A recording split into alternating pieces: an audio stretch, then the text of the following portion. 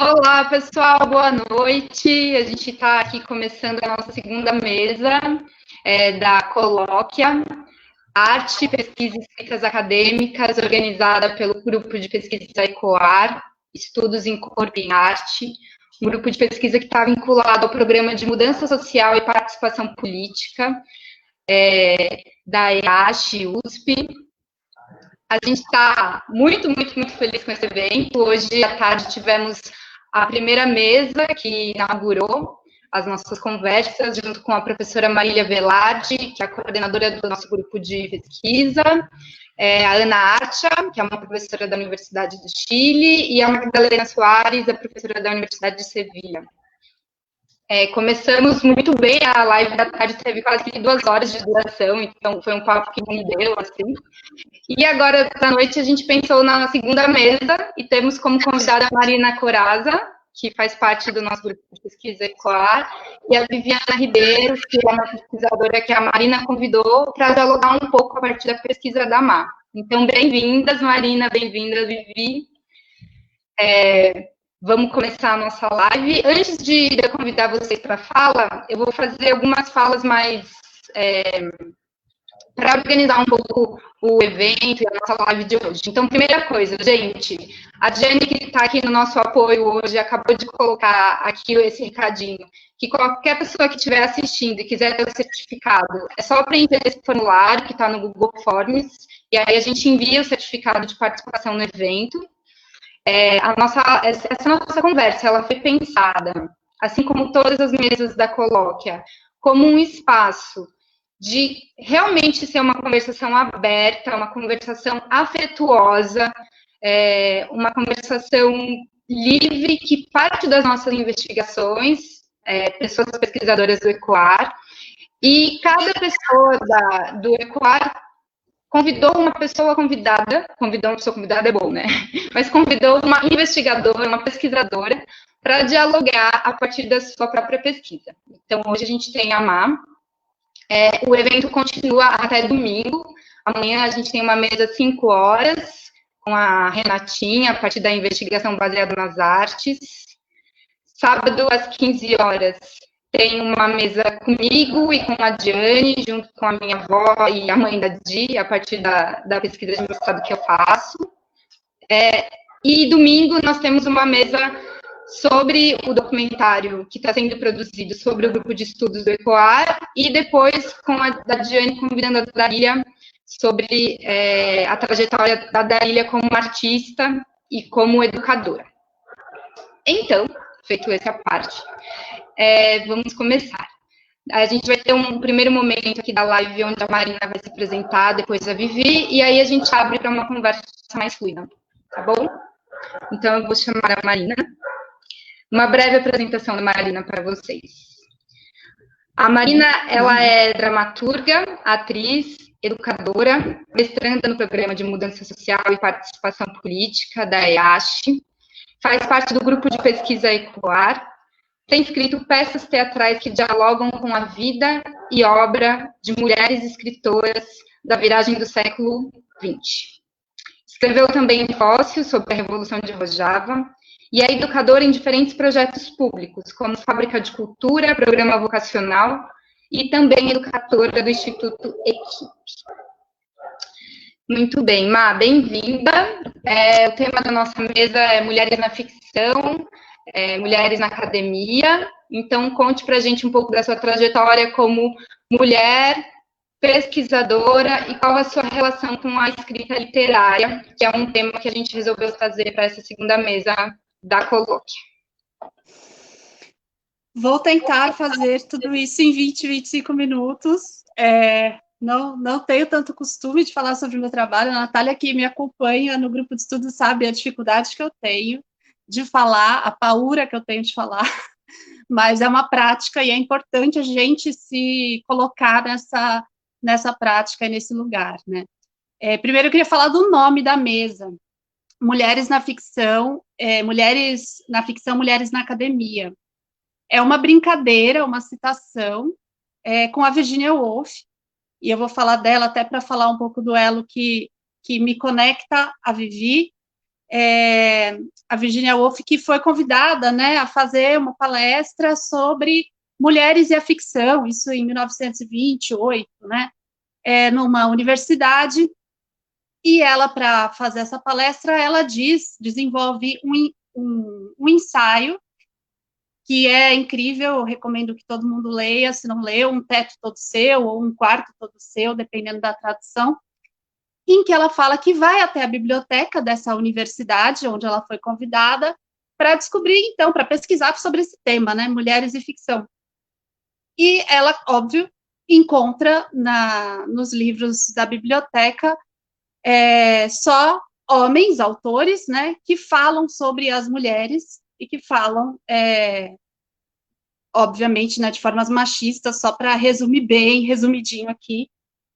Super recomendo, assim, quem puder ler esse livro, porque é nesse livro que tem aquela personagem incrível da Judith, né, que ela imagina como seria a irmã do Shakespeare, porque entre esses homens que ela descobre na biblioteca da universidade, um deles um bispo, diz que nunca Shakespeare poderia ter sido uma mulher. E ela, então, se lançando aí, né, quase que numa pesquisa acadêmica, né, ela fala, será mesmo? Vou investigar isso. E ela fala, cheguei realmente à mesma conclusão que ele. Realmente, Shakespeare não poderia ter sido mulher, né? E daí ela traça qual foi a diferença entre Shakespeare e a sua irmã, que ela inventa uma irmã, a tal da Judith, né? E que ela tinha a mesma avidez por conhecimento, era consumidora, né, de leituras, de romances, de peças de teatro, queria ir para Londres, ganhar o mundo, mas a trajetória dela é bem mais trágica do que a dele, né? Então, ela fala, realmente, concordo, a Judith, Shakespeare não poderia ter sido uma mulher.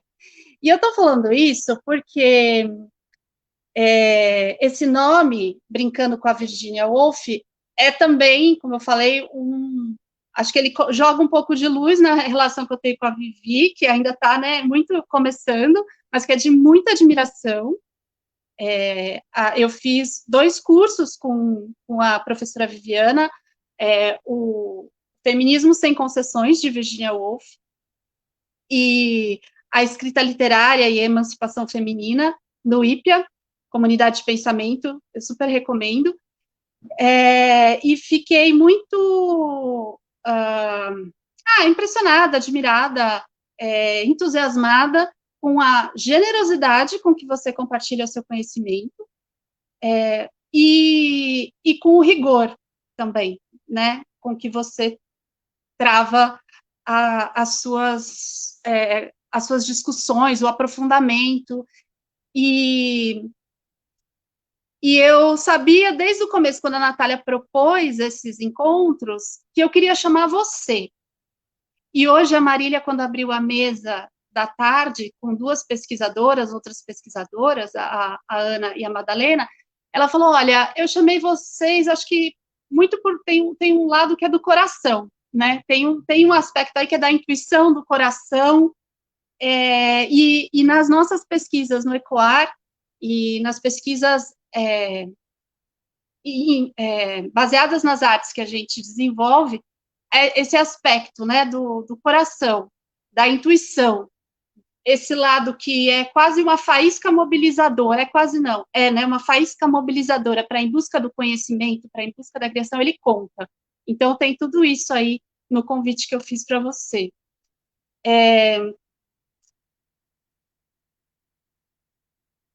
Bom, e eu também quis brincar com esse nome, né, porque não é Mulheres e a Ficção, é Mulheres na Ficção e Mulheres na Academia, porque eu acho importante, o na traz a ideia do lugar, né, então eu fiquei pensando que nos localizar dentro, embrenhadas na construção da ficção, embrenhadas na construção da academia era importante, né, e essa espacialidade ela aparece em muitos escritos da própria Virgínia, né? Ela narra muitas geografias dos espaços, as geografias das relações, e eu achei que era importante trazer essa brincadeira do na, né? Está acontecendo aqui, estamos dentro, estamos em enfrentamento, em diálogo, em estado nesses lugares, né? Fazemos parte, né? Estamos encarnadas nesses lugares também. E claro que pode parecer que esse nome traz uma ideia de mulher em geral, né? Que é algo que você reforça bastante nas suas aulas, que não existe essa ideia de mulher no geral, né? Pelo menos é assim que eu entendo, de que essa ideia, né, de a mulher, ela é bastante reducionista, de que existe uma literatura feminina, ela é bastante reducionista. Então, eu acho que esse título, né, ele foi mais uma brincadeira mesmo para trazer um pouco da trajetória dessas duas mulheres aqui, eu, né, e você. Então, são dessas mulheres específicas que estamos falando, né, e também falando com muitas outras, né, porque a gente não fala sozinha, a gente sabe disso, nem a gente conversa com muitas mulheres que vieram antes de nós, em espaços diferentes, tempos, espaços diferentes, e com essas que estão aqui com a gente, né. O Ecoar é um lugar muito privilegiado, eu me sinto muito honrada, porque realmente o conhecimento é construído coletivamente, né.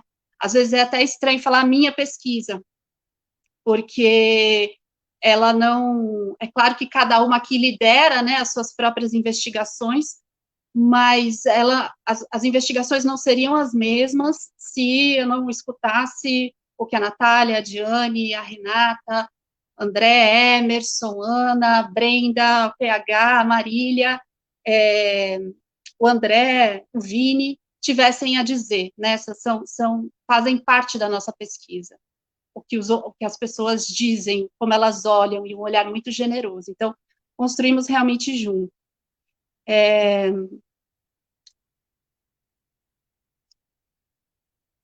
Queria, então, começar falando do qual foi a investigação, a proposta de mestrado, né? Eu entrei com uma proposta de mestrado, e o que ela tem a ver com tudo isso que a gente está falando aqui, que não é uma relação tão direta.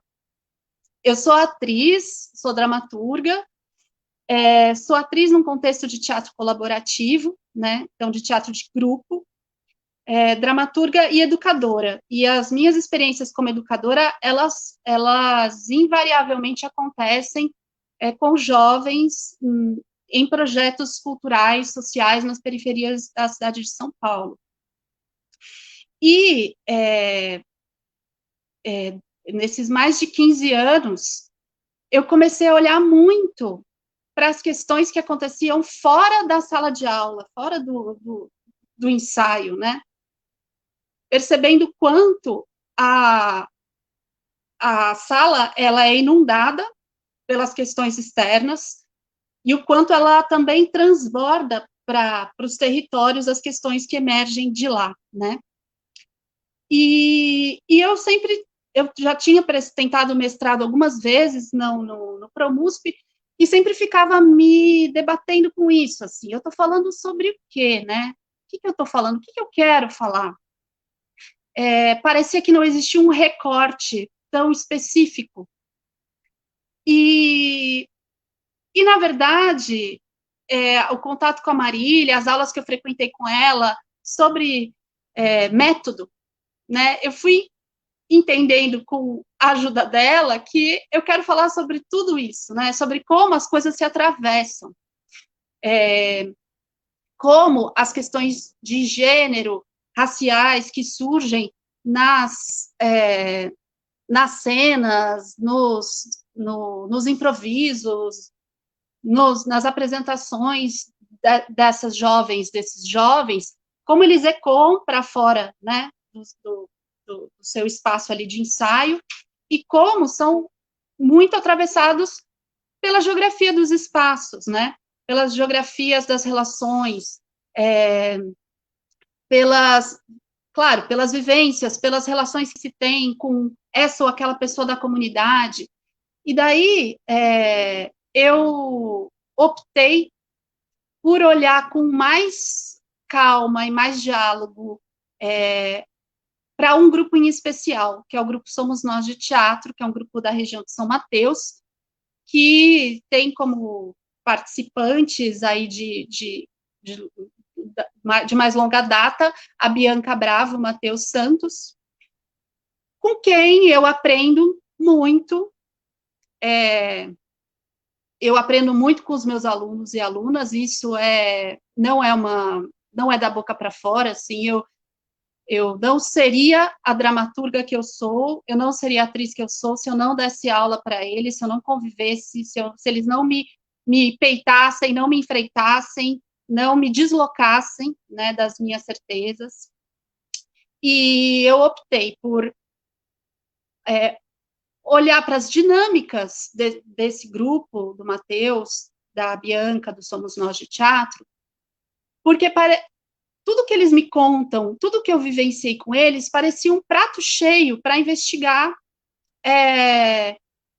isso tudo que atravessa os espaços da sala de aula, né? Até com a possibilidade de refletir sobre políticas públicas, né, para a cidade, em artes, para a cidade de São Paulo.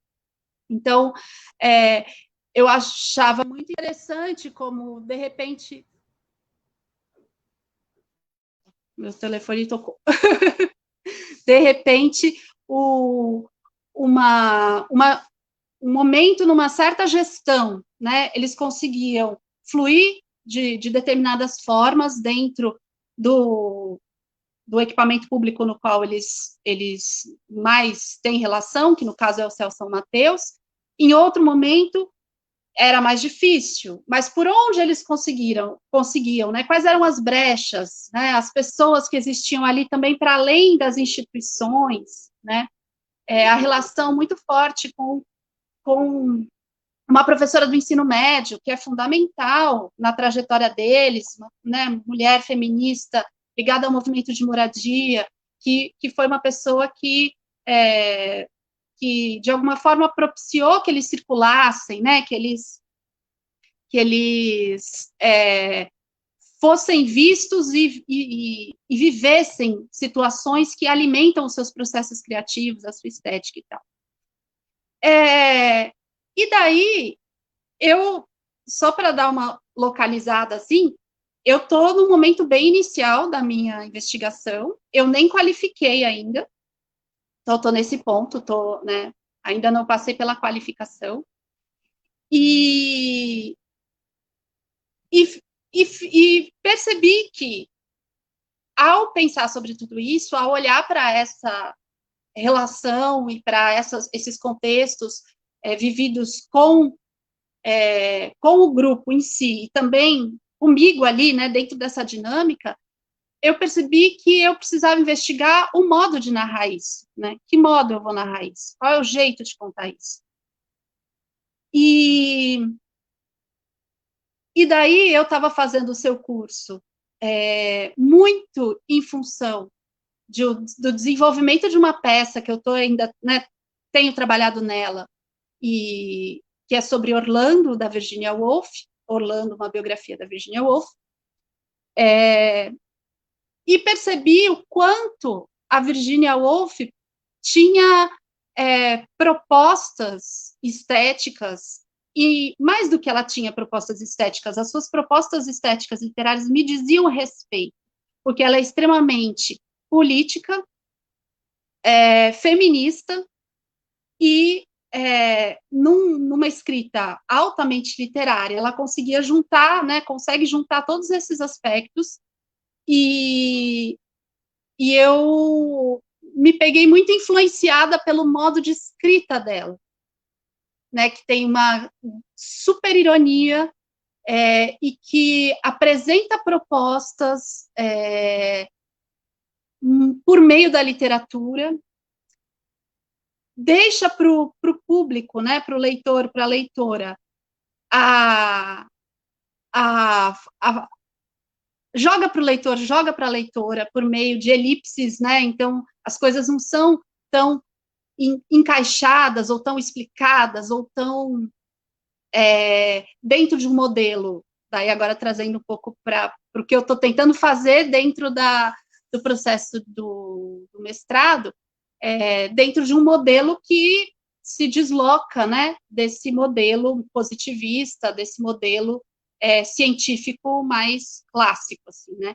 Então a pergunta é: será que é possível fazer literatura, né, como uma investigação, acadêmica, olhando para esses grupos? Então a questão é apostar nas narrativas como forma de construção de conhecimento, como método, né? E também porque eu percebia que quando eu sentava para tentar escrever qualquer coisa em relação à pesquisa, tudo que eu conseguia escrever era ficção. Eu fui me dando conta de que a ficção é onde eu assento o meu conhecimento, né? Então, a tentativa de fazer um outro tipo de modelo acadêmico que não fosse baseado nas artes e que não fosse em si uma investigação artística, me deslocaria, e para mim seria uma violência, seria como colocar uma roupa que não é minha, né? Colocar um uniforme. E para quê, né? Por que eu estou fazendo isso? Então, acho que a nossa proposta dentro do Equar vai muito nesse sentido. As artes, elas são em si uma forma de construção de conhecimento, uma forma de conhecimento, uma forma de ação no mundo. E então, quando eu, artista, vou para a academia, o quanto eu posso, de fato, assentar a minha construção de conhecimento, né, na arte, né, e no caso aqui na ficção. E deixa eu ver o que mais. Eu acho que é pouco por aí. Tem uma ideia do Bergson, do filósofo, que me ajudou muito a me entender no processo de... Logo que eu comecei a fazer as disciplinas com a Marília, ele me ajudou quando você percebe como você pensa, né? E essa ideia de duração dele, de que as coisas, elas têm uma duração, que as coisas estão acontecendo todas ao mesmo tempo, elas não podem ser, né, separadas. A vida, ela não trata dessa separação, dessa reprodução, dessa extração de um detalhe, de um recorte da própria vida para ser analisada, né? Talvez isso sirva a alguns modelos de fazer acadêmico, certamente, mas não servem a um pensar artístico, né? E então essa noção tem sido bastante, tem encontrado bastante eco comigo, assim, porque eu percebo que eu, como artista, né, a gente considera muitas das coisas que estão acontecendo, e às vezes um passarinho que de repente pousa na janela num determinado momento, você faz uma ligação daquilo com alguma outra coisa que aparentemente não tinha relação nenhuma, mas aquilo é tão potente e diz tanto, né, do que você está buscando, do que você está investigando. E acho que só para terminar, eu acho que eu já falei bastante, né? Não, pode terminar, tranquila. Eu estou terminando. Só queria ler para vocês. Oi? Estamos no tempo que a gente tinha pensado. Eu só queria ler, obrigada. Só queria ler para vocês uma coisa que eu escrevi no diário. Eu tenho escrito muito diário e sonhos. Às vezes acordo no meio da noite e escrevo sonhos que eu tive. E o registro pelo diário, o registro de sonhos, ele tem sido muito importante para também entender como eu penso, né? E daí, um dia desses, eu acordei e escrevi uma coisa que ressoa bastante em mim, que eu acho que é um pouco guia, assim, nesse processo. É por meio da escrita ficcional que eu consigo organizar o caos, o mar revolto. É a estrutura ficcional que coloca os elementos da compostagem para dialogarem. É tanto material orgânico, eu preciso encontrar um caminho para me comunicar. A ficção me devolve a fala. A ficção me devolve a fala. A escrita ficcional organiza o mar revolto, o caos. Na ficção, as coisas do mundo não precisam ser explicadas. É por meio das suas articulações que elas acontecem, que elas se revelam. Talvez por isso eu tenha tanta dificuldade de explicar, de organizar meu pensamento de uma forma que não seja por meio da ficção. Acho que eu termino aí. Muito obrigada, Má. Obrigada por partilhar parte do seu processo. Eu que entrei no mestrado junto com você, fico muito feliz também de poder ter no Ecoar esse espaço onde a gente vai se encontrando e a gente vai também descobrindo o percurso da pessoa junto com a pessoa, né? Então é isso, eu lembro de ler o seu projeto de pesquisa ano passado, da gente trocar as figurinhas nas aulas que a gente fez, na disciplina de filosofia da ciência, e aí agora é que você está quase qualificando também, te ouvir narrar sobre o seu processo também é muito importante, assim, porque eu acho que muito do que a gente está propondo nesse espaço de conversa é a gente valorizar essa caminhada conjunta, né? E entender que a gente se forma nos nossos diálogos. Isso que você falou, né? Dos atravessamentos das outras pessoas que estão ao nosso redor, não somente as pessoas que a gente lê, mas as pessoas que a gente encontra, que a gente troca, né? Que estão do nosso lado, o quanto que essas vozes também acabam influenciando e alimentando o nosso modo de elaborar a pesquisa, assim. Então, muito bom te ouvir mesmo, assim. Depois a gente entra nos temas específicos. Mas é isso. Agora eu vou convidar a Vivi, então, a Viviana Ribeiro, para compartilhar um pouco também da trajetória dela como mulher pesquisadora. Vou fazer aquela apresentação rápida inicial, antes de abrir o mic para a Vivi. A Viviana Ribeiro, ela é professora e cofundadora da IPEA, Comunidade de Pensamento.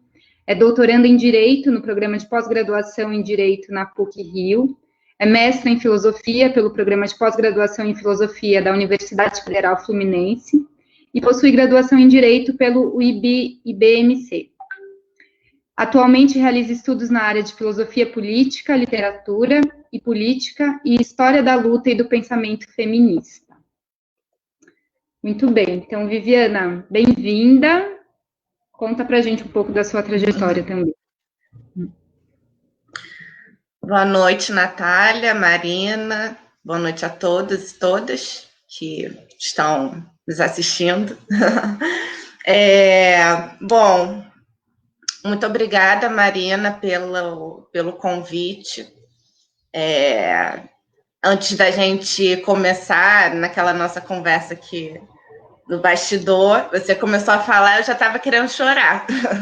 Então, assim, me toca muito, eu fico bastante emocionada e agradeço bastante o convite e toda essa generosidade das palavras que você traçou aqui dessa nossa relação. Eu queria dizer também que, bem, eu tenho uma vida acadêmica bastante intensa, pelo menos 10 anos.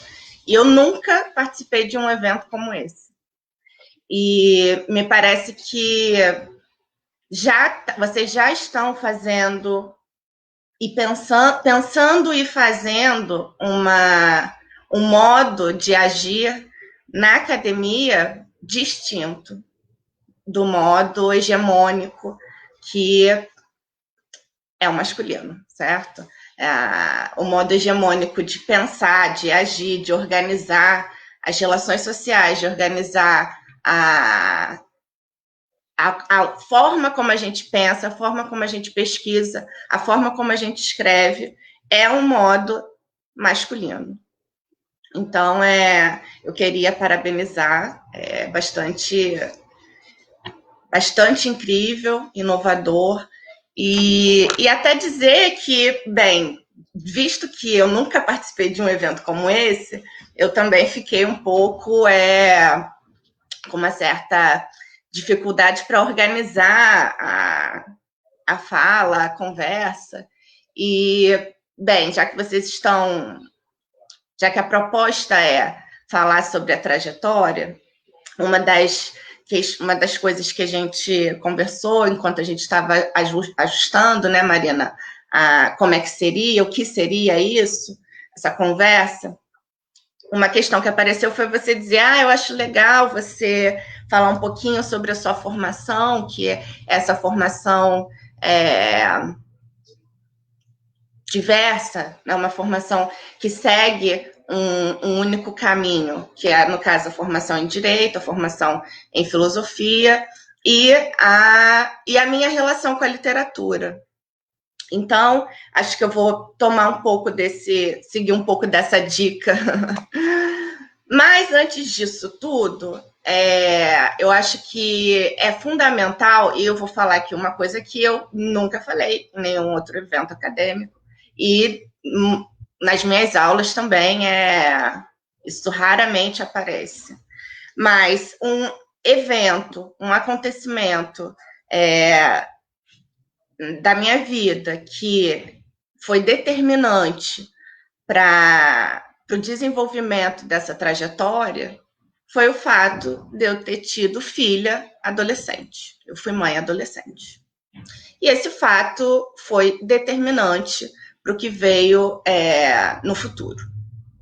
Daí, então, essa escolha jovem de ter feito uma graduação em Direito, uma vez que eu tinha que dar conta da vida, certo? Minha e de outra pessoa, uma mini pessoa. Então, a começar por aí. E durante a formação em Direito, bom, claro que a escolha foi norteada por impulsos juvenis e ingênuos de achar que seria possível, no campo do direito, contribuir para a constituição de uma sociedade justa, mas é bastante difícil realizar esse ideal, esse sonho, essa vontade no campo do direito, por diversas razões, são diversos os problemas de todas as carreiras no campo do direito. E, bom, enquanto eu estava, então, estudando e dando conta da vida, ficou muito claro para mim o seguinte, bom, vamos perseguir o desejo original, se a vida não tivesse sido atravessada pelas contingências, o desejo original era de ser professora em filosofia. E aí, bem, passa tempo, me formei, fui trabalhar e pensava, enquanto eu trabalho, eu vou tentar estudar, vou tentar entrar no mestrado e etc. Mas, como advogada, os advogados trabalham muito, infinitamente, com uma remuneração extremamente baixa. E essa entrada na academia, no nível de toda essa formação que é exigida de um professor, de uma professora universitária, foi passar, teve diversas dificuldades e bloqueios. Então, eu fiz seleção para mestrado umas 2 vezes, e enquanto trabalhava, estudava, enfim. E aí, depois de um certo tempo, eu me formei em 2007, quando foi em 2009, eu tinha feito a segunda seleção para o mestrado e, de novo, reprovada, eu, então, fui fazer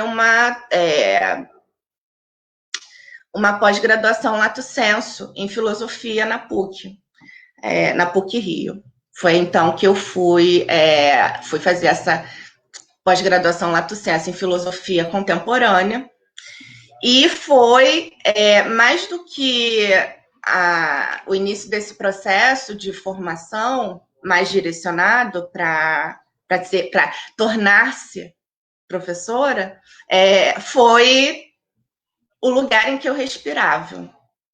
Então, o estudo, para mim, o estudo de filosofia, nesse momento, foi o lugar que promoveu a minha sobrevivência, em termos de vitalidade. Bom, depois disso, e aí isso foi uma virada, porque isso fez com que, então, eu estivesse inserida em um grupo. A partir desse momento, dessa experiência, a partir de 2009, então, eu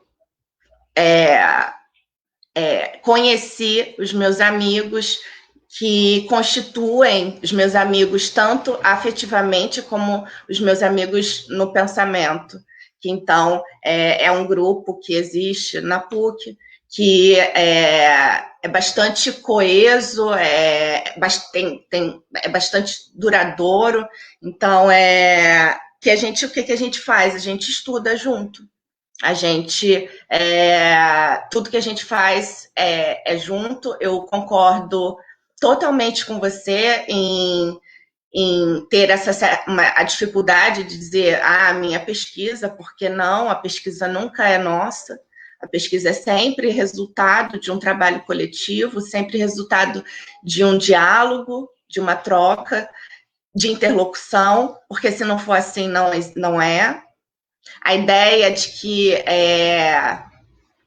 o gênio iluminado senta no gabinete sozinho, tem as suas grandes ideias, é uma imagem falsa e burguesa da criação do pensamento, da criação de qualquer coisa. A ideia, o conceito de gênio é um conceito que foi criado no século XIX a propósito da arte e da literatura nascente do século XIX, com sua origem congênita à ideologia do capitalismo, à ideologia da individualidade, que é também uma ideologia masculina, né? A ideia de que um indivíduo produz qualquer coisa sozinho. Então, esse encontro que aconteceu na PUC, ele foi fundamental para a continuidade do meu trabalho, para a continuidade dos meus estudos, para a minha sobrevivência, e a partir disso, então, eu nunca mais saí desse lugar. Depois eu fui fazer o mestrado na UF, porque no movimento de, não quero fazer o mestrado em Direito, embora eu poderia ter tentado fazer um mestrado em Direito lá na PUC, na época, mas eu estava no movimento de sair do Direito, sair totalmente do Direito. Então, eu falei, não, eu vou fazer o mestrado em Filosofia, eu quero fazer o mestrado em Filosofia, e desde essa pós-lato sensu que eu fiz, foi um momento que eu tive contato e conheci o pensamento do filósofo Gilles Deleuze. E eu fiquei totalmente arrebatada por esse pensamento do Deleuze. Por quê? Aí entra a minha relação com a literatura. Bom, antes disso tudo, a minha relação com a literatura sempre foi muito profunda. Eu tive a possibilidade de crescer em uma casa que tinha biblioteca, e isso é fundamental para o desenvolvimento das crianças. Embora todas saibamos que ter possibilidade de ter uma biblioteca requer ter dinheiro, o que não significa que eu seja de uma família rica, não é isso.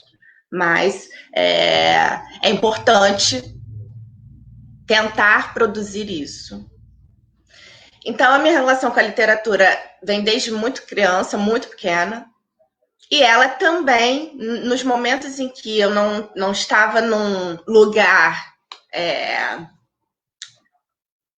possível de respiro, era a literatura que me salvava. Então, e aí por que o Deleuze me capturou? Porque o Deleuze tem um pensamento que poucos teóricos da literatura têm sobre a literatura, sobre o que é a literatura, sobre o que é o ofício literário. E o Deleuze, de acordo com, desde a minha primeira afecção com esse pensamento até a pesquisa efetivamente desenvolvida no mestrado, a primeira afecção era a seguinte: o Deleuze dá uma potência política à literatura. E aí, o desenvolvimento, então, da pesquisa do mestrado foi fazer essa investigação e produzir, então, esse texto, essa dissertação, que demonstrasse por que eu estava ali, por que eu entendo o pensamento de Deleuze nesses termos. Então, isso foi o que me levou a fazer o mestrado em filosofia. Nesse ínterim, aí o meu TCC, lá no final da filosofia lato sensu, da pós-graduação lato sensu, foi sobre foi uma análise, foi um estudo sobre a obra da Ana Cristina César, à luz do Deleuze. E, ok, continuei estudando, aí passei para o mestrado, nisso continuei com a relação na PUC, porque na PUC tem a disciplina sobre o Deleuze, ministrada pelo professor Maurício Rocha, tem o grupo de estudos do Spinoza, tudo isso fez com que eu ficasse nessas duas instituições, concomitantemente. E aí chegou o momento do doutorado. O que aconteceu no momento do doutorado? No doutorado, eu já estava, durante esse tempo todo, eu estava preparando a minha saída do direito, a minha saída da minha atividade enquanto advogada, e cumprindo as etapas exigidas para a formação. E aí, em 2017, eu saí do trabalho como advogada e abri o IPEA. O IPEA é uma escola. Novamente, eu sozinha não faço nada. Então, o IPEA é produto, resultado de um projeto coletivo. Então, o IPEA foi criado por mim e outros 4 amigos, estudantes, pesquisadores, doutorandos, já doutores, e ele é um projeto de vida, é um projeto que é fomentado e animado por um desejo extremamente profundo da nossa atuação enquanto educadores, da nossa intervenção no espaço público pela educação. Então, o IPEA nasceu em 2017, a partir desse encontro, propiciado pelo encontro que acontece nesse grupo da PUC-Rio, e estamos, então, existindo a partir de 2020 com distanciamento social. A gente adotou, então, as atividades na plataforma online, o que foi bastante positivo, dentro de um quadro de negatividades. A gente ter passado a nossa realização de atividades para atividades online possibilitou que pessoas do Brasil inteiro e até de fora do Brasil pudessem participar dos cursos que a gente propõe, dos cursos que a gente promove, e isso foi, de novo, fundamental, não só para a saúde da comunidade que integra o IPEA, mas fundamental para a nossa saúde. Isso é ponto pacífico. Em todos os cursos, as trocas, o feedback, as conversas são as mesmas. Olha, tá muito difícil, mas esse momento aqui, que a gente está juntas aqui, estudando, conversando, trocando, é o momento que salva. Agora a gente está no final do ano e aí está todo mundo já chegando num cansaço, mas cansaço natural da situação, da falta de perspectiva e do cansaço físico que esse modo produz.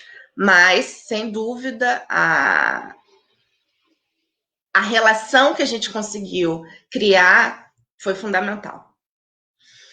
E aí, eu fui, então, fazer a seleção do doutorado. E aí, nesse momento, já a partir de 2018, nesse momento eu já estava em um outro... já estava me relacionando de uma outra forma com a possibilidade de fazer o doutorado em Direito. Por quê? Primeiro que o doutorado em Direito lá na PUC tem uma singularidade em relação às outras instituições, aos outros departamentos de Direito em outras faculdades. O Departamento de Direito da PUC oferece um mestrado e um doutorado que possibilita uma pesquisa e um estudo que não é um estudo legal, jurídico. Claro, tem lá seus segmentos no juridiquês, quem vai estudar jurisprudência, quem vai estudar código, essas coisas, mas tem toda uma linha bastante sólida de formação e de pesquisa para estudar política, para estudar a formação do Estado, é a linha que se chama Teoria do Estado.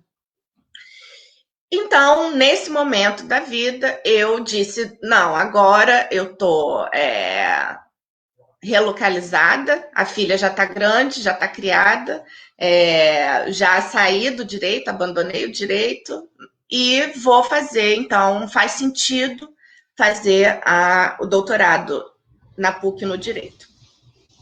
E aí, então, eu fiz uma primeira seleção e, olha, vejam, na primeira seleção que eu fiz, eu fui reprovada também.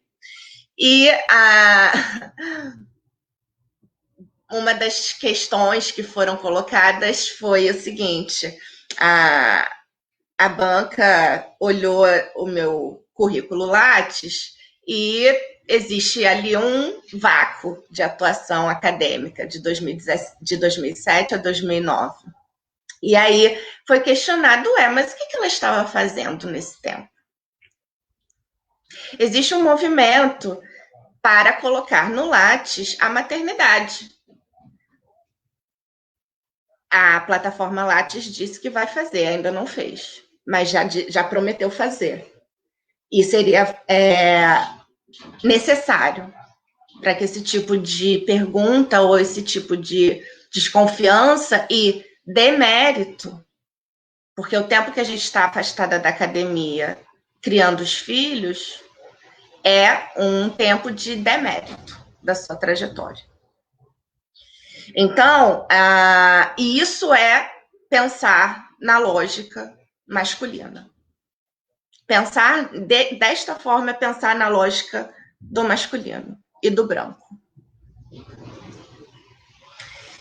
Bem, aquela commotion, no ano seguinte eu fiz novamente e passei. Estou, então, sendo doutoranda no programa. E qual é a minha pesquisa?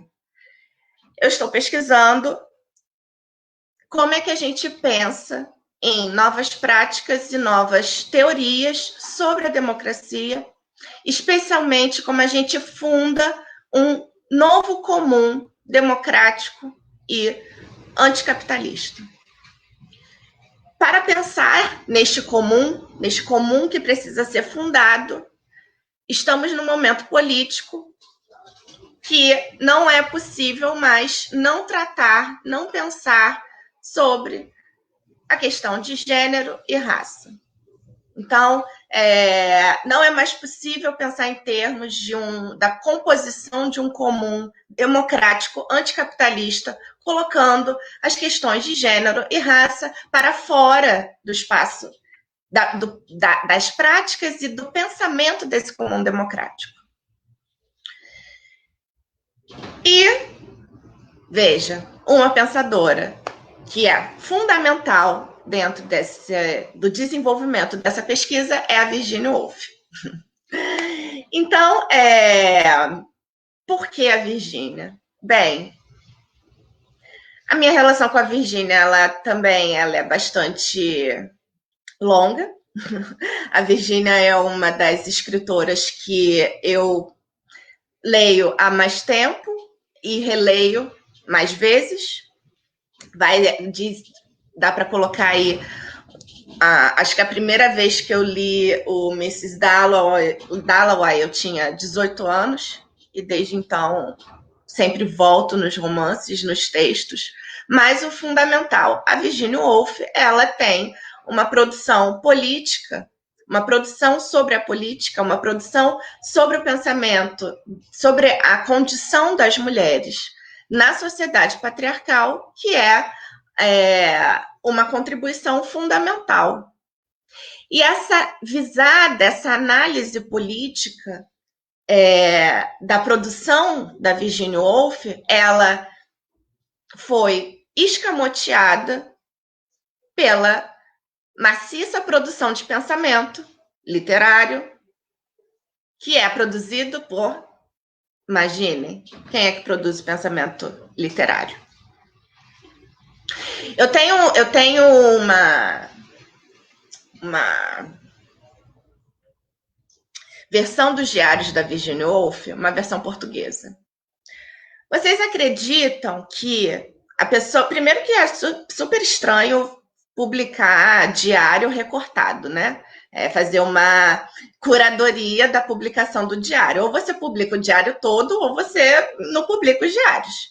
Mas, enfim, essa edição portuguesa de Portugal, ela fez uma seleção nos dias que eles achavam, fizeram lá uma análise que eles achavam interessante colocar na obra dos diários publicada.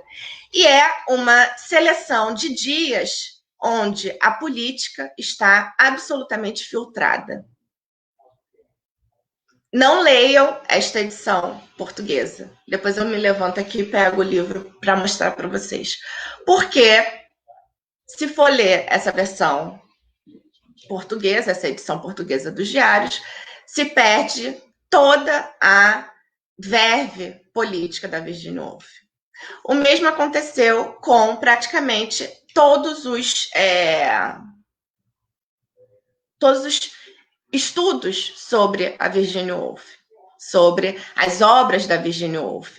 E eu posso afirmar para vocês o seguinte: a obra política da Virginia Woolf, o que eu estou chamando de obra política? São os ensaios, são os diversos artigos que ela escrevia para os jornais, para as revistas.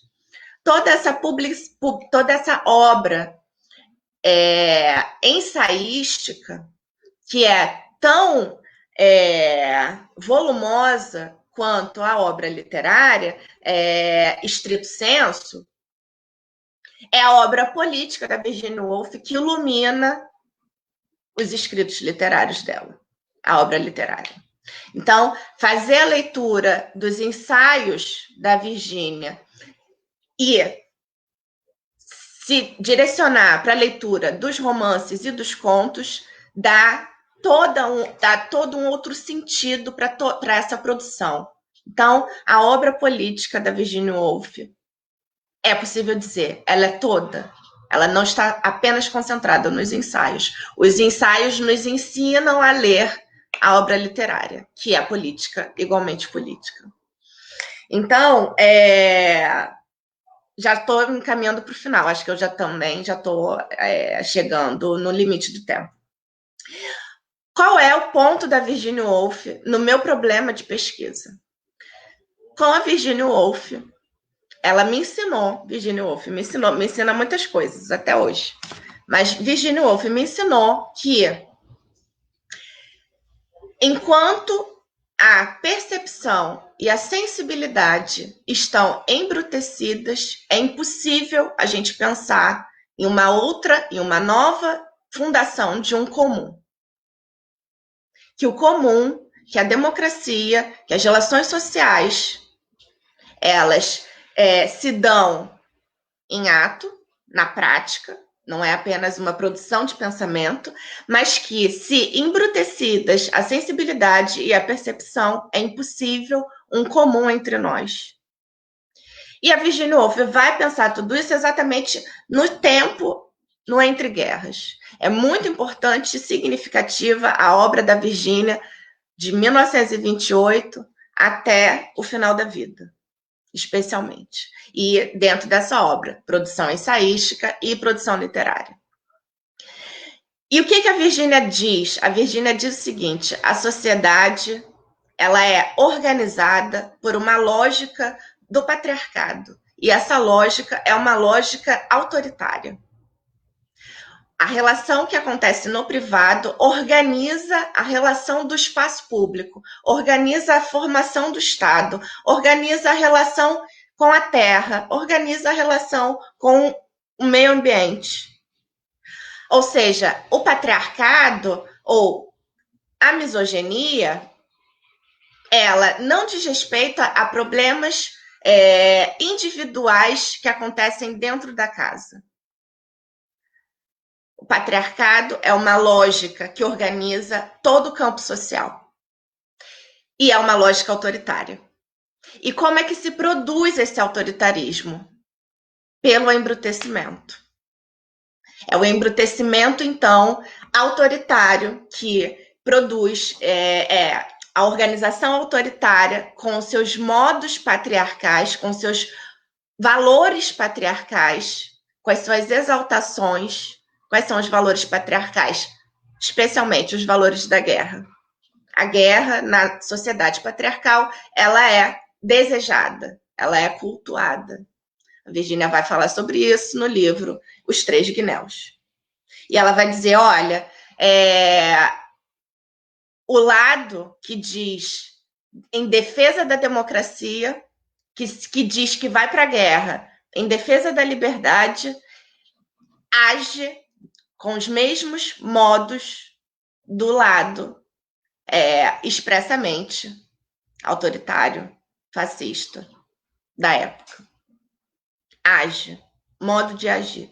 E ela vai desenvolver todo esse pensamento relativo a essa organização autoritária. E como é que essa organização autoritária, eu separei aqui várias coisas para comentar da sua apresentação, Marina, mas só para introduzir rapidamente a questão, porque você chamou a atenção para isso. Em relação aos lugares, por que os lugares são importantes para a Virginia Woolf?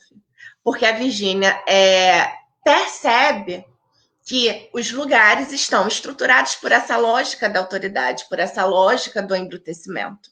Então, são as exaltações dos valores da guerra. Os diversos monumentos em glorificação dos soldados de guerra. Tem uma passagem bastante bonita no diário, em 1936, que ela diz assim, em uma carta que ela manda para o sobrinho, que ela diz assim, já estamos imaginando, eu e Leonard, o marido dela, a rua, essa rua que a gente ama, no grupo de Bloomsbury, onde eles viviam, destroçada pelas bombas, cheia da fumaça amarela das bombas e da poeira das bombas.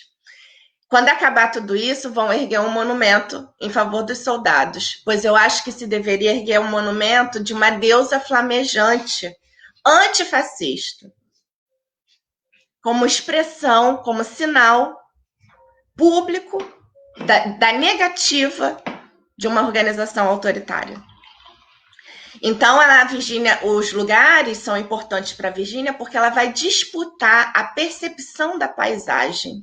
E ela cria, nos seus romances e nos seus escritos, um novo modo de perceber a paisagem. Um novo modo de perceber o espaço público, a organização do espaço público. Então, já finalizei. Tem um monte de outras coisas para falar. Quero comentar sobre o meu encontro com você. Você comentou sobre o seu encontro comigo, mas eu quero também comentar sobre o meu encontro com você, mas finalizei. Obrigada. Desculpa ter passado do tempo. Eu tentei ser muito breve. Eu até fiz um roteiro para eu não falar muito. Imagina, Vivi, o que é isso? A gente que agradece, assim, imensamente por toda a sua fala. Acho que agora eu vou passar o bastão para a Má, para vocês trocarem, mas antes eu só queria agradecer muito, muito, muito pela sua fala, especialmente o começo, assim, a gente do Ecoar tem um grupinho no WhatsApp, a gente até comentou que a gente ficou muito sensibilizada, assim, quando você comentou de toda a sua trajetória acadêmica, que foi a primeira vez que você viu esse espaço, que já é um espaço que atua numa lógica que não é patriarcal, né? Porque, de fato, foi feito por mulheres, né?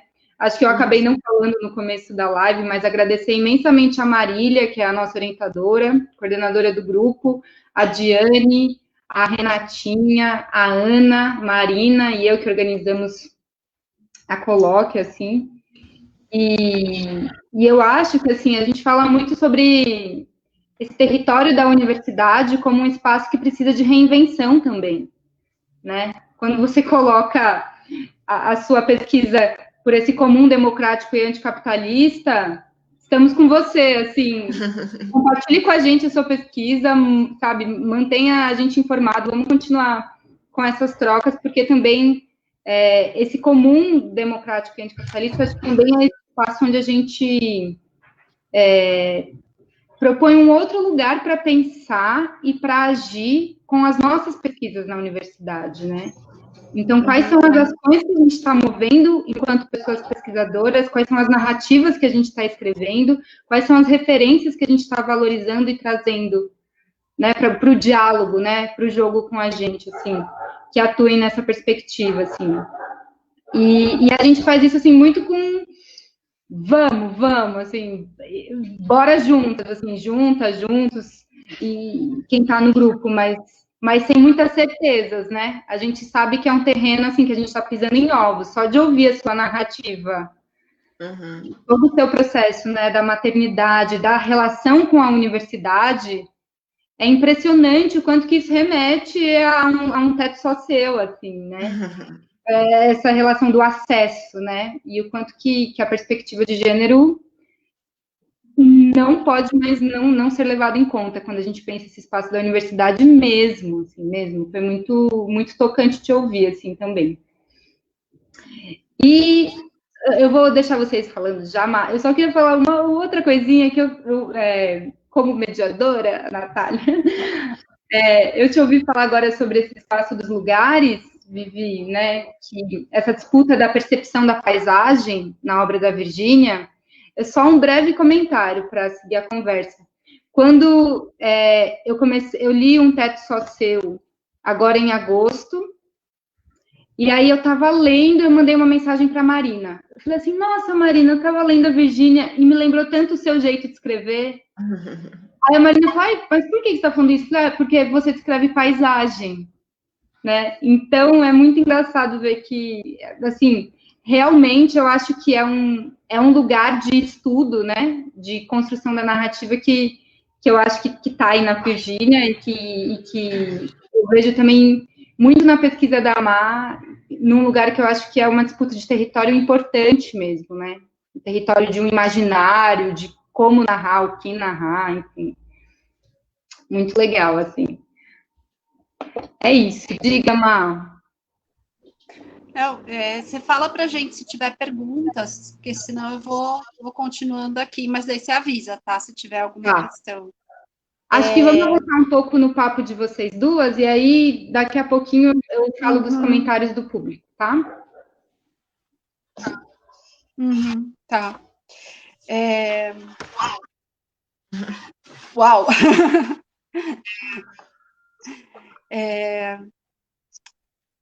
Você falou dos 3 guinéus, né? E isso, puxando um pouco aí o que a Nath falou, que a gente tem olhado muito para esse modo de fazer da academia, né? Porque a gente tem disputado os modos de fazer, como artistas, mulheres, que têm um pensamento coletivo, né? Que entendem o conhecimento como uma construção coletiva. E nos 3 guinéus,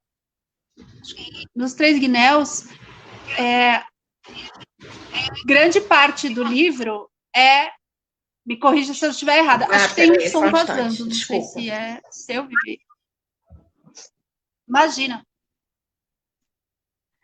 Ela, a Virgínia, a personagem, né, dentro desse ensaio, que ela borra muitas fronteiras, né, dos gêneros, e isso também é muito político.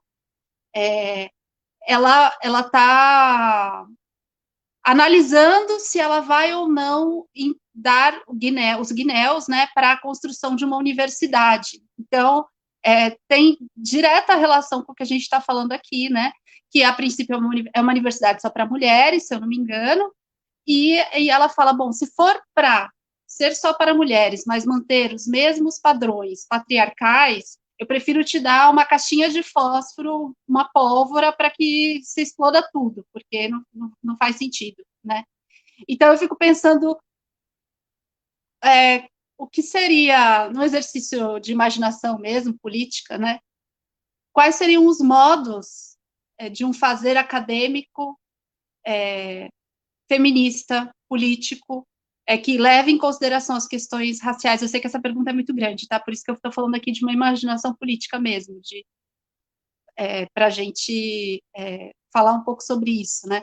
Qual seria a universidade que a Virgínia defenderia, né? Ou para qual ela, no contexto ali da Inglaterra, no qual ela investiria, né? Qual é a universidade que nós queremos investir, ou que nós estamos investindo, né? Que universidade é essa pública que nós estamos investindo? Acho que isso é uma coisa para a gente falar. Tinha outras coisas também, só com um comentário. É muito importante que você fala sobre a saúde do grupo, né? A saúde de vocês, do IPIA, quando estão num contexto de educação. Isso não é pouca coisa, né? Quando estão num contexto de relação, de troca, de ensino-aprendizagem. Eu tenho a impressão que aí tem a ebulição de algo muito transformador. Essa saúde que a gente sente quando a gente troca, né? Às vezes a gente está cansado realmente, está acabado, mas assim, passa um dia com, né, cada um nos seus contextos, com os alunos, com as alunas, e como você se sente revigorada de fato, né? E esse vigor, ele é político, ele é ação, né? Ele é engajamento no mundo, ele é ação no mundo, né? Ele é construção no mundo. Então, eu só queria dizer isso porque eu acho muito importante não deixar passar quando você fala dessa saúde que vocês sentem.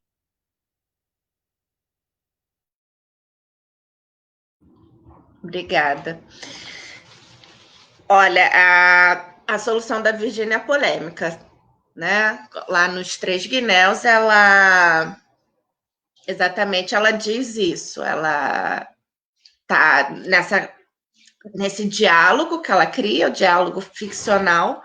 Ela recebe uma carta de uma tesoureira de uma universidade de mulheres e que pede uma doação para a reconstrução da universidade. E a Virgínia, então, escreve dizendo, olha, sim, eu vou dar esse guinéu desde que a lógica de constituição e de formação dessa universidade não seja na mesma lógica patriarcal e autoritária. Porque senão, daqui a 500 anos, estaremos de novo nos debruçando e perguntando o que podemos fazer para evitar a guerra. Então, ela vai dizer que seja uma universidade que não cultue, que não seja baseada na competição, que não seja baseada na meritocracia, ela não fala essa palavra, mas é isso, que não seja baseada em prêmios, em medalhas, porque tudo isso exige muito das pessoas. Eu posso pegar o livro? Eu não, porque senão nem me ocorreu que a gente fosse falar disso. Porque ela fala muito melhor do que eu posso falar. Só vou ler um trechinho, porque é importante o que ela escreve ali. Ao mesmo tempo, por que isso é polêmico? Porque ela colocou para o futuro um problema que diz assim, olha, então o que a gente faz? Porque não entrar também parece difícil. Porque a gente fica, nós excluídas da universidade, mulheres, população negra, pessoas pobres, os que estão excluídos secularmente do ensino universitário, que estão excluídos secularmente da educação, que opção se dá a essas pessoas? É a não entrada? Então, é um fato que ela colocou um problema para o futuro. Tanto eu recomendo, existe um livro, infelizmente não tem em português, mas tem em inglês e em francês, que se chama As Fazedoras de Barulho, ou As Herdeiras Infiéis, de Virginia Woolf, que é uma conversa entre diversas mulheres, hoje, atualmente, que entraram na academia tal como está, porque a academia hoje ainda é o que era, e então elas se nomeiam infiéis porque elas entraram, e elas então vão discutir, pensar e dialogar exatamente o que é possível fazer dentro desse espaço. E elas colocam várias questões importantes. E se a gente for pensar em Brasil, é verdade que a entrada dos excluídos nas universidades brasileiras produz diferença à força. Esses excluídos que entram na universidade brasileira hoje, eles já estão levando no bolso a espora com o fósforo. A força. Para tentar promover uma alteração à força.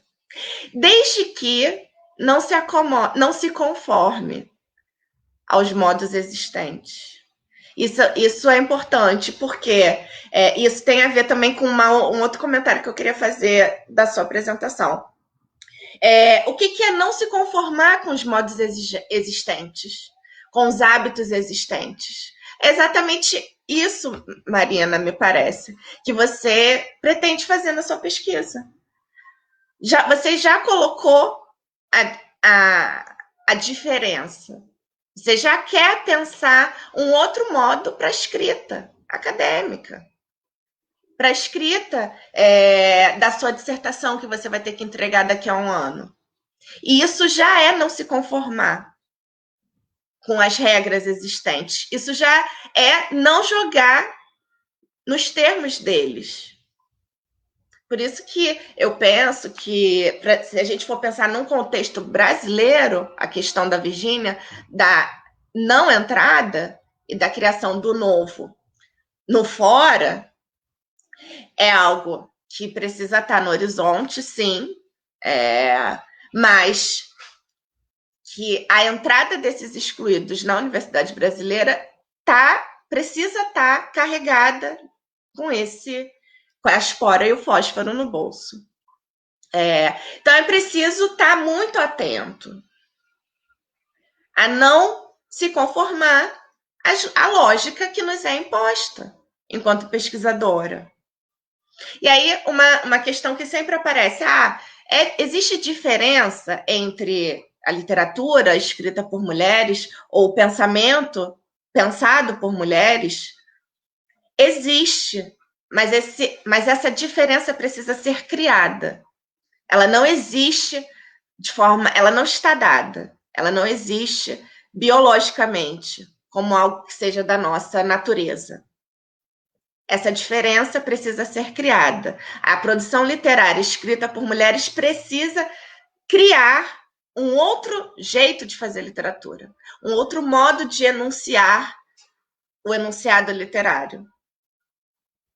Assim como as pensadoras e as filósofas também precisam criar um outro modo de produzir pensamento que não seja autoritário.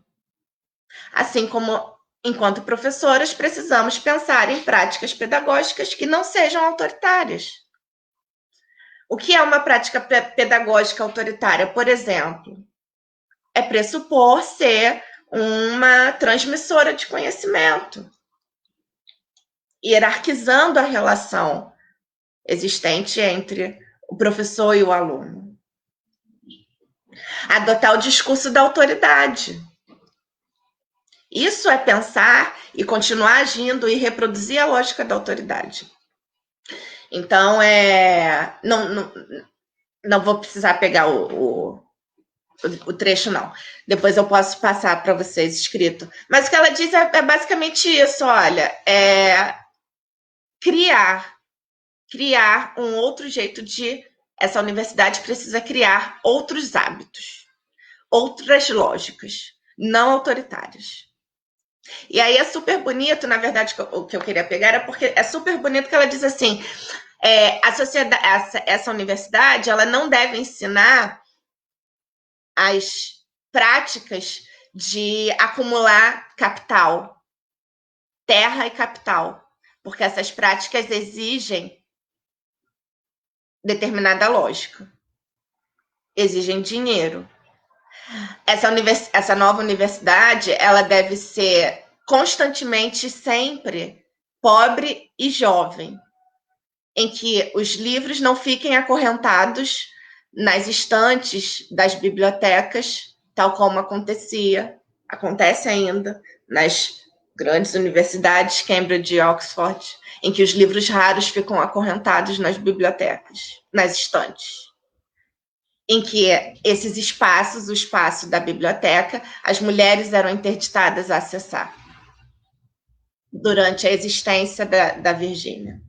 Então, tudo, se a gente muda a lógica, tudo muda. E se a lógica muda, então a gente organiza de outra forma. E aí ela diz, essa universidade sendo pobre, ela tem que ser constituída por pessoas que possam ensinar matérias muito simples, como, por exemplo, medicina,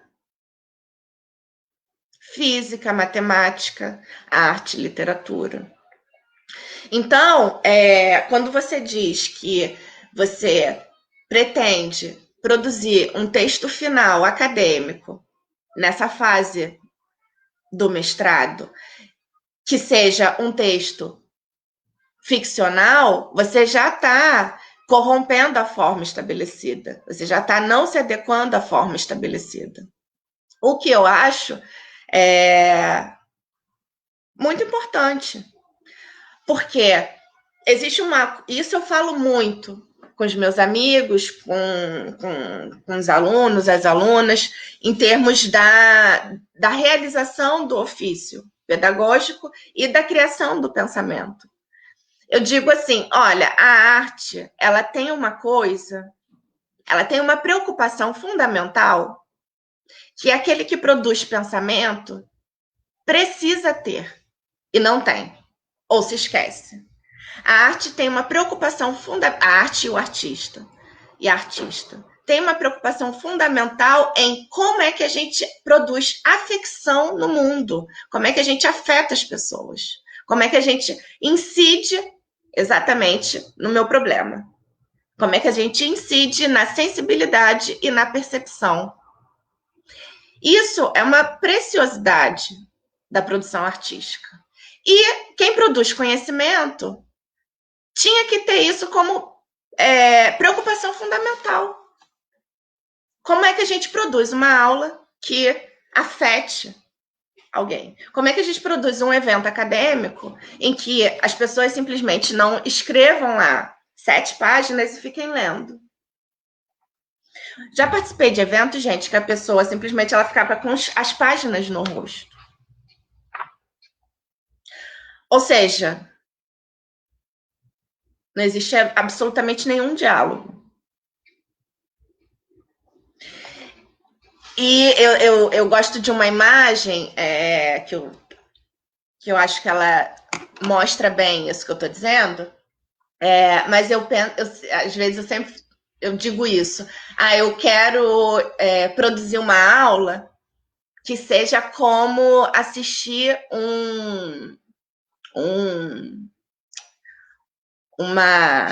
um evento de sapateado.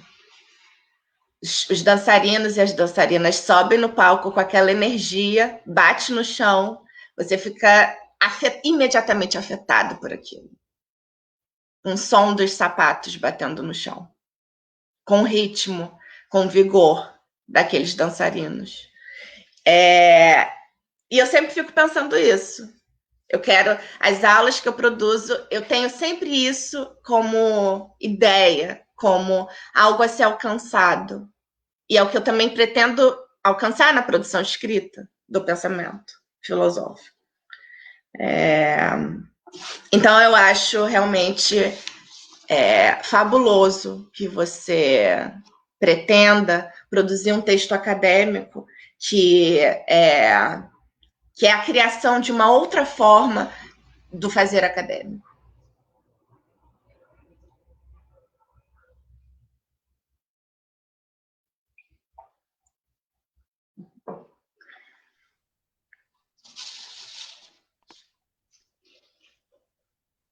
Quando coisas fortes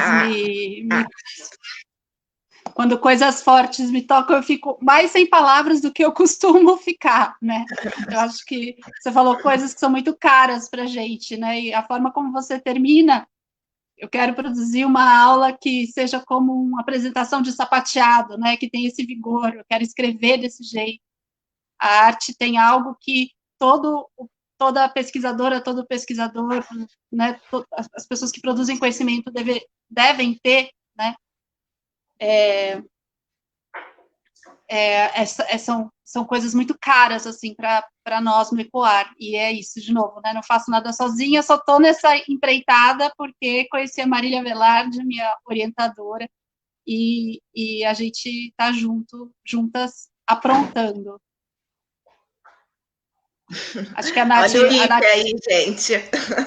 A Nath acho que puxou para vocês conhecerem o site. Nossa, não sei, Nath, tem alguma questão? Vocês querem trazer alguma coisa das pessoas?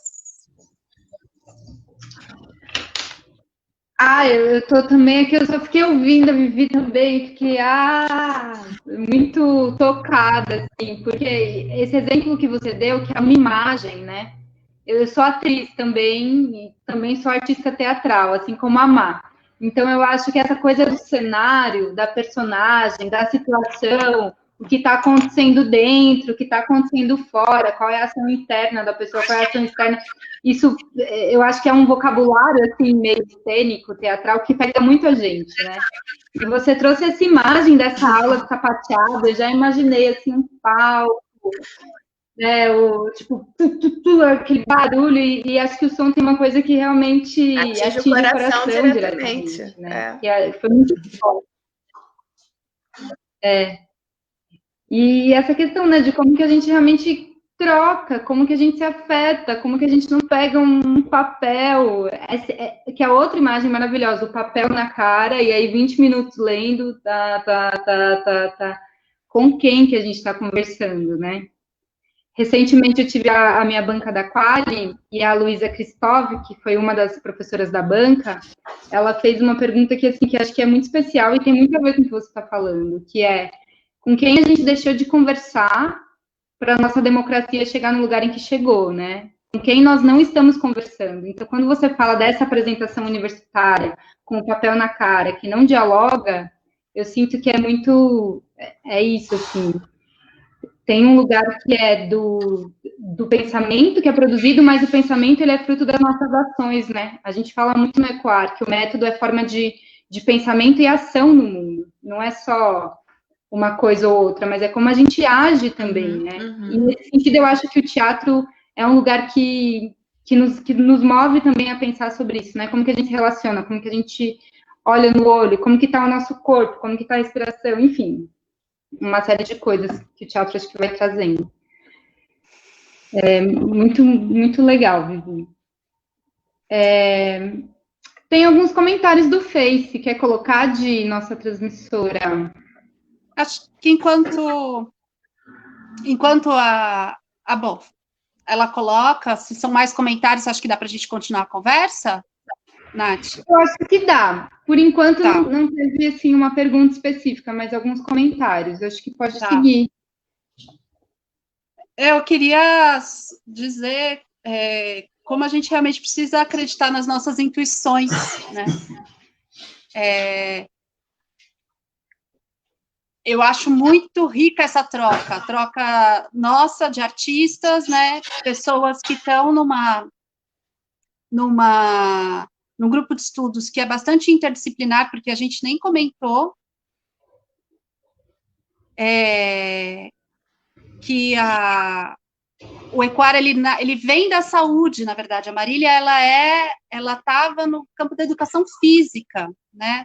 No campo da educação física, ela vai para a promoção da saúde. Acho que, Vivi, se você puder fechar. Promoção da saúde, né? De olhar para a questão do corpo e da saúde, a questão do corpo como também uma expressão artística, né? Daí elas, né, já tinham um trabalho em dança, e isso vai se aprofundando. Então, eu estava dizendo isso para dizer da importância de um diálogo tão vivo e tão profícuo com uma pessoa que tem uma trajetória como você, que, né, vem do direito, né, tá no direito, tá na filosofia, tá na literatura, e como isso tudo te atravessa. Eu acho que me parece um alimento complementar muito vivo, sabe? Eu acho que é assim que eu vejo esse encontro, assim, de alimentos complementares. Eu fico babando no jeito que você fala, no jeito como você organiza o seu pensamento, assim, eu acho muito, de novo, muito generoso, né, e vejo quanto eu tenho a aprender com essa forma de organizar, e também como eu tenho a ser e a, de repente, ecoar em outras pessoas desse meu jeito meio caótico, né, então eu acho muito que seja um primeiro encontro de muitos mesmo. Agradecer bastante.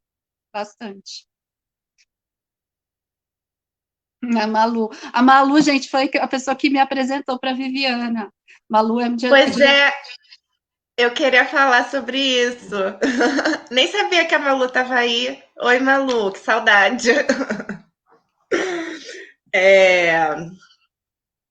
Não, então, quando você falou sobre o seu encontro comigo, eu fiquei também pensando no meu encontro com você, que foi exatamente... eu fui assistir aproximando-se da Fera na Selva.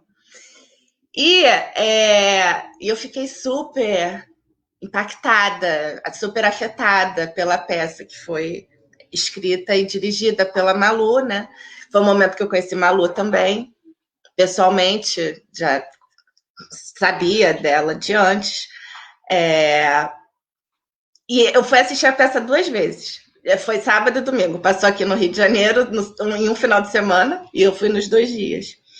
E eu fiquei muito impactada com o momento já próximo do final, quando a Constança vai falar sobre as razões do suicídio. Que ela diz algo mais ou menos assim: ao longo de toda a história do mundo, os homens se suicidam pelos diversos motivos. Por honra, por dívida, porque brigou com o pai, porque está com vergonha, porque milhares de coisas. Ao longo de toda a história, as mulheres só se suicidam por 2 motivos, a história diz. Ou por loucura ou por amor. E o caso de suicídio da Constance, ela pode ter se suicidado porque ela estava cansada, ela pode ter se suicidado porque ela estava triste, porque ela estava doente, porque ela estava se sentindo velha. Mas talvez o principal, a razão principal tenha sido porque ela estava doente e ela estava se perdendo de si mesma. Era algo mais ou menos assim o texto. Ela não queria mais a pessoa que ela mais amava no mundo, era ela mesma, e ela não aguentava ver a própria degradação.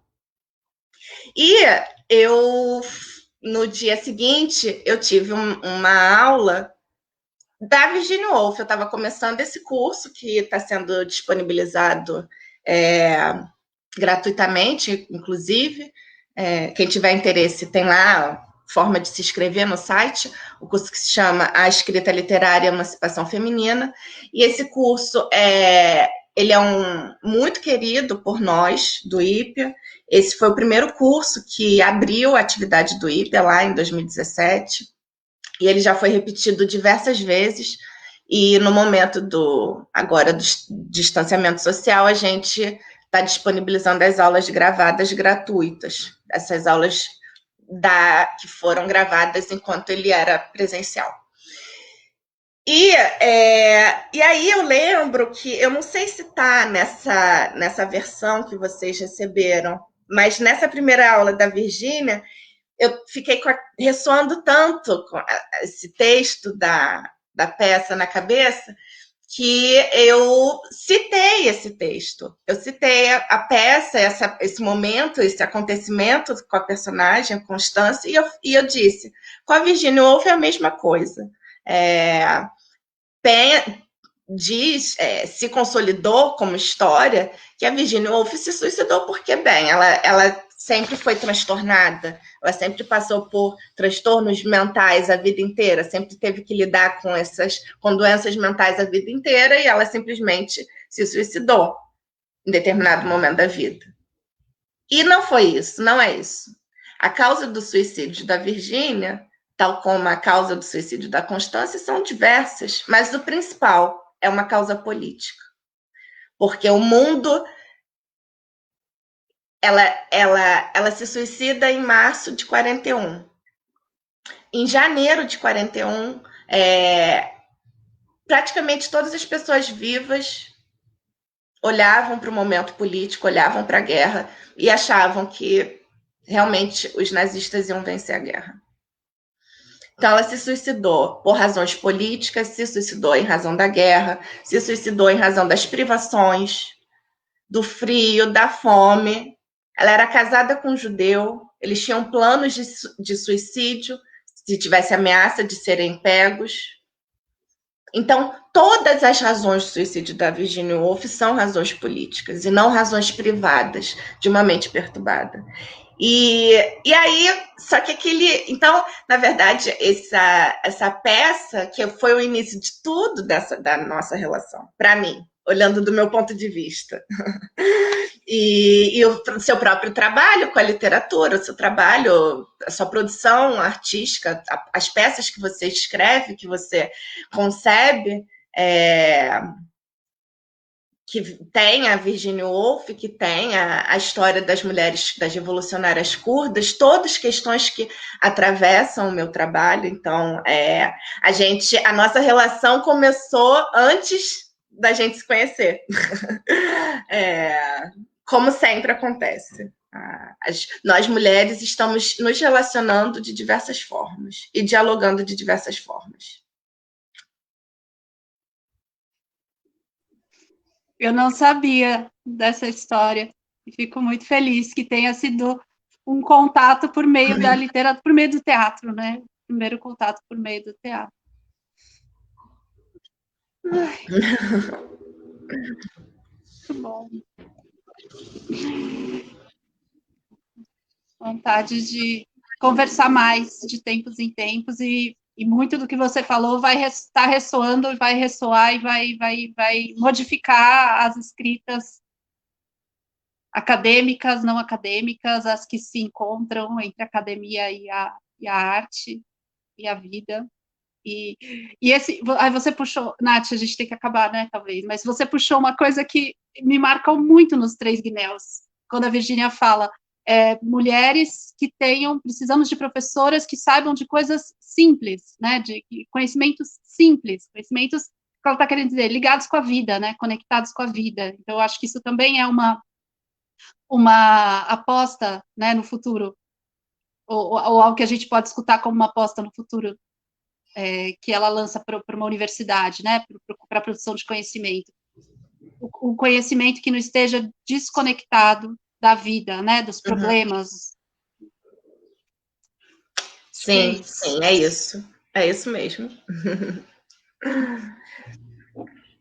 A gente falou muito sobre isso hoje à tarde também, né, Má, na mesa que estava a Marília, Ana e a Madalena, assim, da relação profunda com o cotidiano, né? O quanto que o cotidiano realmente interfere em quem a gente é, como a gente escreve, enfim. A Malu escreveu aqui, ó, pode colocar, de vontade de encontrar vocês duas e continuar conversando e fazendo arte política. Aí a Má colocou também, precisamos de conhecimento simples e de modo simples de lidar com eles. É uma das ideias que a Silvia Cusicanqui, que é uma socióloga boliviana que a gente estuda bastante no Ecoar, ela fala muito sobre esse lugar do comum, né? Como produzir conhecimento a partir do comum. E acho que tem muito disso que vocês estão trazendo, assim. A Sol Borelli comentou também, que preciosidade essa conversa. Estou bem preenchida aqui, sensibilizada com... Não, opa, escreveu, ó, li errado. Eu também estou sensibilizada, viu, gente? Que preciosidade essa conversa. Estou bem preenchida aqui com as sensibilidades aqui colocadas. Muito legal. Gente, enquanto a Vivi estava falando, eu lembrei de um trecho da Audre Lorde. Na verdade, eu fiquei eu falei, será que eu leio, será que eu não leio? Que na verdade, é uma questão, assim, que eu acho que tem muito a ver com a Virgínia, mas em um outro contexto, que é o contexto da Audre, e uma outra história, que é a história dela. Mas que, para mim, eu acho que tem muito a ver com isso que a gente está falando. Eu vou ler um trechinho, então, rapidinho, tá? Aí, se vocês quiserem comentar, que é: de todas as formas de arte, a poesia é a mais econômica, é a mais secreta, a que exige menos trabalho físico, menos material, e aquela que pode ser feita entre turnos, no ambulatório do hospital, no metrô e em sobras de papel. Quando falamos de uma cultura feminina de largo espectro, precisamos nos dar conta do efeito de classe e das diferenças econômicas no material existente para se produzir arte. Enfim, foi um trechinho, assim, porque eu sinto que ela traz a poesia, né? E a Virgínia, ela traz a escrita literária mesmo, né? O romance. Bom, não sei, a Vivi pode falar melhor do que eu, enfim, vocês são especialistas, mas qual é essa arte que nós, sendo pessoas mulheres, né, e aí cada uma, acho que no seu contexto, tempo, espaço, mas é isso, pessoas do gênero feminino que se identificam com esse gênero, ou que ao nascerem foram designadas por esse gênero e já tiveram que se entender assim, né? Chegou no mundo e pá, é mulher, lida com o que isso vai te trazer. Que tipo de arte se produz desse lugar, né? E eu acho que a Audre ela fala muito sobre a poesia, né? Mas acho que, enfim, acho que tem várias formas. Não sei se vocês quiserem comentar um pouco esse trechinho que eu li, para a gente ir finalizando. Rapidamente, eu conheço esse texto e essa passagem me faz pensar bastante, porque, de certa forma, é uma maneira de lançar um olhar crítico para o que a Virgínia escreveu lá nos 3 Guinéus. Mas é preciso colocar de novo um contexto. A dislexia.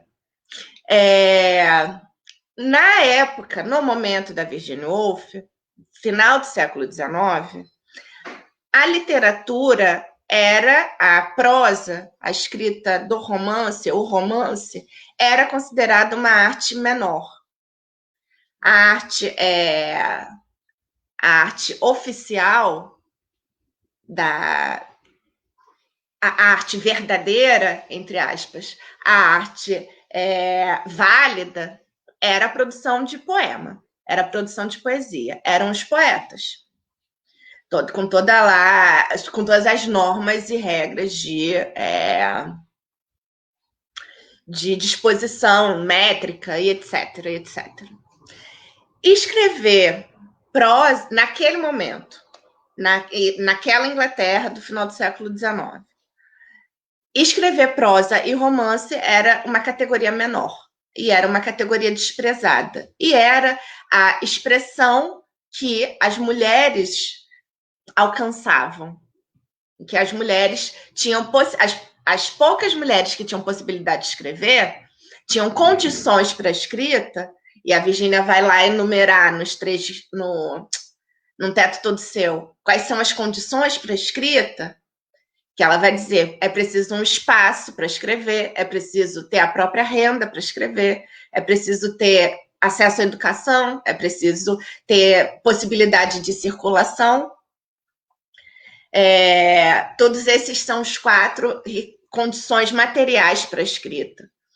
E a produção das mulheres, majoritariamente, era uma produção de prosa e não de poesia. E era uma forma de desqualificar essa produção feminina. A crítica literária daquele momento passava por essa desqualificação. A Audre Lorde escrevendo isso agora, num contexto de história colonial escravista norte-americana, ela está colocando, na verdade, de novo, o seguinte: olha, para nós mulheres negras, nós mulheres trabalhadoras, a condição de possibilidade não é ter um espaço só nosso, porque nós não temos. Nós não temos um espaço só nosso, nós temos crianças, nós temos coisa no fogão a fazer. E, apesar de não termos as condições, a gente escreve nos intervalos do trabalho, a gente escreve em pé, no metrô, no trem, no ônibus. Então, é preciso pensar os contextos dessas afirmações. Virgínia, naquele contexto específico, dentro de um debate de criação literária específica, e a Audre Lorde, nesse momento, dizendo, então, dentro desse contexto, porque se Virgínia estava certa, e as condições para escrever um romance são ter um espaço só seu, porque é um texto que merece mais tempo de trabalho, mais esforço, nós, mulheres trabalhadoras e negras, produzimos textos, produzimos arte, nos intervalos, nós abrimos as brechas de produção, da nossa produção artística. E dentro desse contexto, a escrita breve, a escrita do poema, ela não é uma escrita menor do que o romance.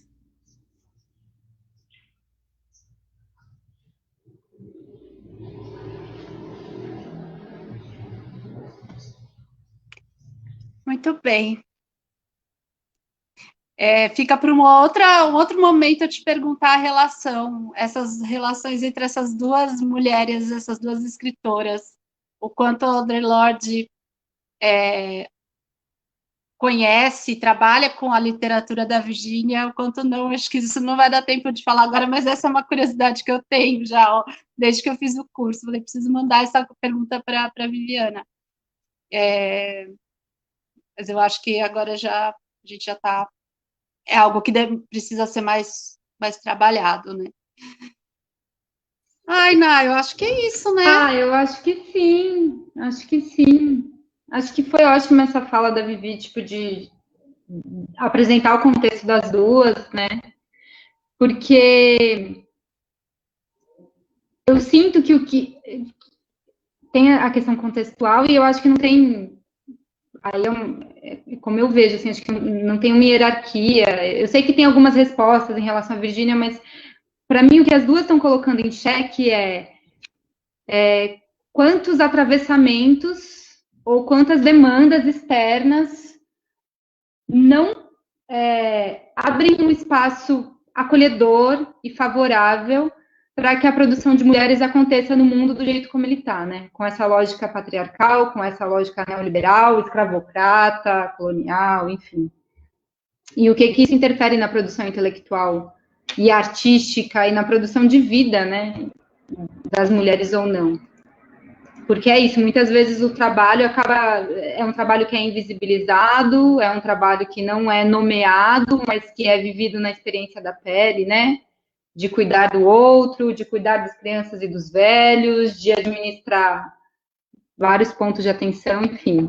E para além disso, ainda também temos que cuidar das nossas próprias vidas, né? Também precisamos nos autoformar. Enfim, acho que é isso, gente. Queria agradecer muito a presença de vocês duas, agradecer ao grupo de pesquisa ECOAR por este evento. Dizer que a nossa próxima transmissão será amanhã, às 17 horas, com a mesa com a Renatinha, Renata, que é integrante também do ECOAR, que vai ser investigação baseada nas artes, entre a pesquisadora e a artista. Ela vai falar um pouco sobre esse modo de pensar e essa referência, né, do campo das metodologias que a gente trabalha, que são as investigações baseadas nas artes. E aí ela convidou dois convidados, é bom, estou repetindo de novo. Ela convidou a Luísa e o Márcio, né, Rê? Deixa eu achar aqui. Mas é isso, todas as pessoas que estão nos assistindo estão super convidadas. E até a próxima, gente. Continuem acompanhando a página do ECOAR, a página do evento, e qualquer dúvida pode escrever para a gente nas redes sociais que a gente entra em contato.